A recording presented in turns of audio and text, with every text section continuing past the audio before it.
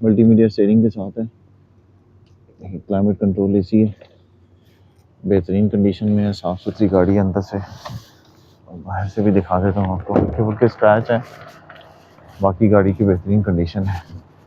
ठीक है, इस लाइन में अब आप आगे आएंगे, टोयोटा पासो है, LEF 6542, लॉट नंबर 12 है, 2010 मॉडल है। ये देखें जी, ये भी फुल वाइट कलर में है, ये भी आपको दिखा देता हूँ। ये एक टायर फ्लैट हुआ हुआ है, हवा नहीं है इसमें, बाकी टायर की कंडीशन बेहतर लग रही है। पीछे से दिखा देता हूँ, ये देखें लाइट्स इसकी। ठीक है जी, ब्राउन बेज कलर में इसका कलर कॉम्बिनेशन है। कुशन्स का ये देखें पीछे बैक ही, सीट्स के ऊपर उसी तरह ही है। अंदर LED नहीं लगी हुई, बाकी बेहतरीन कंडीशन में गाड़ी है। देखें बहुत खूबसूरत है, ये देखें जी।